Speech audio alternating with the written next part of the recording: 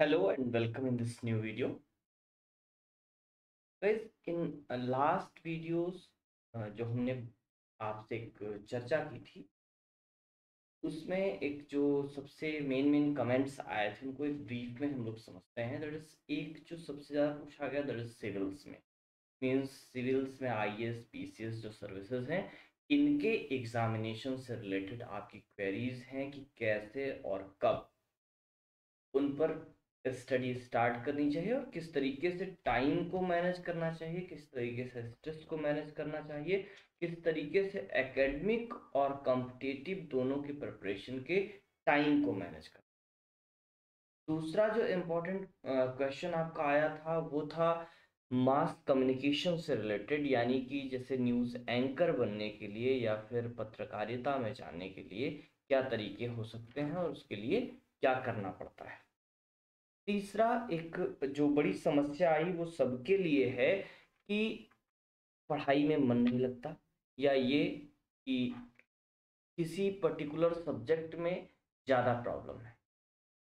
तो इन तीनों ही क्वेश्चंस को हम लोग सेपरेटली डिस्कस करेंगे। पर्टिकुलर उसकी क्या प्रॉब्लम्स हैं और क्या स्ट्रेटजी होनी चाहिए, इस पर हम लोग अलग से चर्चा करेंगे। लेकिन आज का ये जो वीडियो है वो इन सब के लिए एक जनरल होना है और इम्पॉर्टेंट है। इम्पॉर्टेंट क्यों है? बिकॉज आज हम बात करेंगे क्लैरिटी की। क्लैरिटी किस बात की? Clarity about your aim, clarity about what you want to be, what you want to do.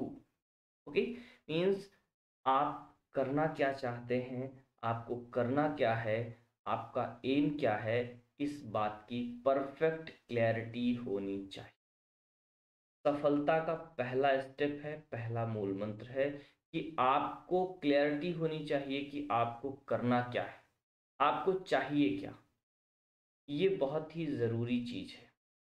अगर क्लैरिटी नहीं है तो आप कितनी भी मेहनत कर लें, कितनी भी पढ़ाई कर लें, आप सफलता बहुत मुश्किल है। देखिए, क्लैरिटी का मतलब है कि सबसे पहले आप खुद से पूछिए व्हाट यू वांट, यानी कि आप खुद से डिसाइड करो कि आपको करना क्या है। और ये डिसीजन किसी के इन्फ्लुएंस में नहीं होना चाहिए, किसी को देख करके नहीं होना चाहिए, किसी सडन इन्फ्लुएंस की वजह से नहीं होना चाहिए। ये आपकी इनर इंस्टिंक्ट के थ्रू पता होना चाहिए। आपकी इनर इंस्टिंक्ट उस तरह की है, इसलिए आपको उस तरह का डिसीजन लेना चाहिए। जैसे सपोज दैट आप सिविल्स में जाना चाहते हैं, आप आईएएस पीसीएस बनना चाहते हैं, तो इसलिए नहीं कि लोग कहते हैं, लोग जाते हैं या लोग करते हैं। आप इसलिए कि आप चाहते हैं, क्योंकि जब आपका अपना इंटरेस्ट होगा, देन उस कंडीशन में निश्चित रूप से आप उसके लिए अपना 100% दें। फॉर एग्जाम्पल सपोज दैट हम आपको बताते हैं कि हमारा अपना पर्सनल इंटरेस्ट कभी भी सिविल्स का नहीं था। I was interested in higher education. I want JRF. I want PhD. I want assistant professor job in university and college. So I am working for that. तो ये प्रश्न आप खुद से पूछिएगा कि आपको करना क्या है। देर आफ्टर एक बार जब क्लैरिटी आपके पास आ गई, अच्छा हाँ, एम का डिसीजन करते समय एक बात का और आपको ध्यान रखना, वो सबसे जरूरी चीज है कि आपके अपने उपलब्ध साधन, आपकी अपने रिस्ट्रिक्शंस।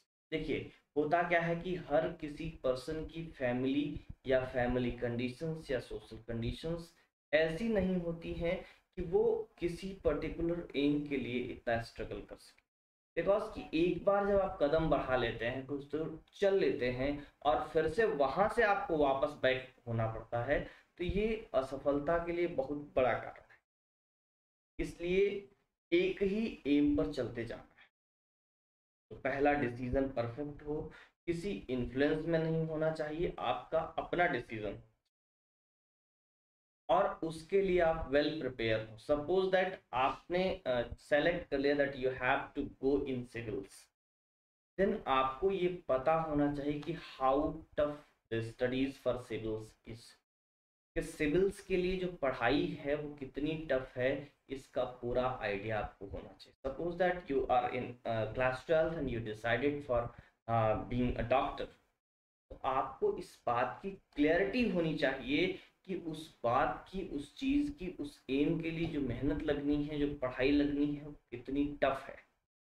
दूसरी चीज आपको ये भी पता होना चाहिए कि इसमें जो खर्च है वो कितना लगना है, वो आप या आपकी फैमिली किसी भी तरीके से मैनेज कर सकते हैं कि नहीं। क्योंकि एक बार आप जब पढ़ लेते हैं और फाइनेंशियल क्राइसिस भी आती है, वो भी एक समस्या होती है।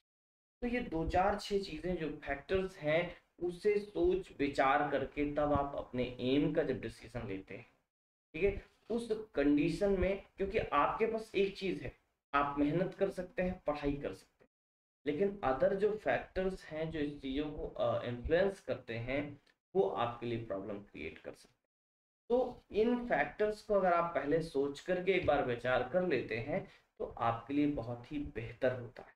ठीक है, तो आपको क्या करना है, पहले तो खुद का इंस्टिंक्ट समझना है कि आप कितना किसी चीज के लिए डिवोटेड है और किस तरह से डिवोटेड है। वो आपका अपना इंस्टिंक्ट है या फिर किसी के इन्फ्लुएंस से आ रहा है। कभी कभी लोग अपना एम डिसाइड कर लेते हैं दूसरों के इन्फ्लुएंस से भी। ठीक है, कि मेरा दोस्त ये कर रहा है तो मैं भी करूंगा, ठीक है, पड़ोसी मेरा ऐसा कर रहा है तो मैं भी करूंगा। नहीं, आपको क्या करना है, इस बात को सोच करके आप डिसीजन। दूसरा, आप फिर उसके लिए जितनी मेहनत करनी है, जो भी उसके लिए पैसे खर्च होने हैं, या जितना टाइम डिवोट होना है, क्या आप उसके लिए तैयार हैं। इन 4 5 प्रश्नों का उत्तर खुद से लेने के बाद आप क्लैरिटी लीजिए कि आपको क्या करना, और उस एक चीज को लिख लीजिए that this is your M.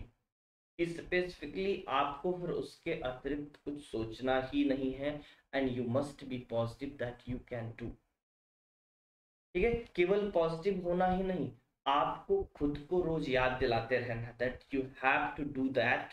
Suppose that you decided to become an IAS officer or an IPS officer or an assistant professor or a teacher, then you must tell yourself that you have to do so, that you have to become an IPS, you have to become an IAS, and remind it again and again, and know that thing that you will do it and you can do it.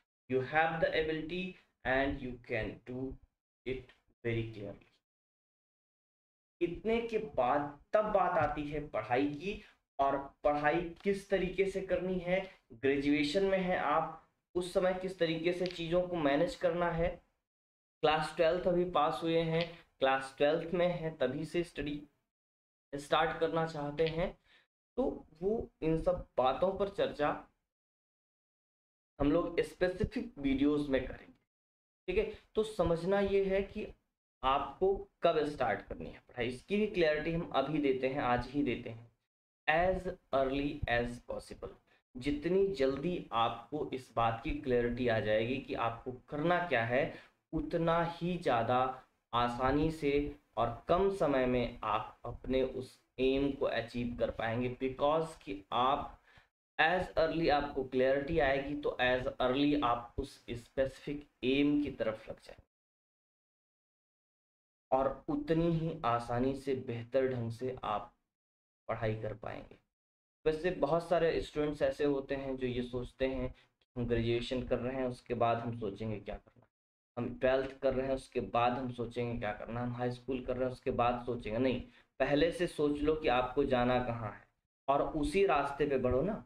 आप घर से निकल लिए aimlessly और चौराहे पर खड़े होकर के सोचोगे किस रास्ते पर हमको किधर जाना, नहीं, आप पहले से सोच लो ना कि जाना कहाँ है और उसकी तरफ पूरी स्पीड से चलो। सपोज दैट आपने जो भी एम लिया, अपने टाइम को हमेशा 2 तरीके से डिवाइड करिए, और अपना एकेडमिक और साथ में आपका बैलेंस जो कॉम्पिटिटिव है, क्योंकि उसका थोड़ा सा जो एक्शन है, जो तरीके हैं, वो डिफरेंट है। उन पर हम चर्चा अलग से करेंगे नेक्स्ट वीडियो में। पॉसिबली हम लोग सिविल्स एग्जाम को के लिए कैसे और कब स्टार्ट करना है पढ़ाई और किस तरीके से चीज़ों को मैनेज करना है।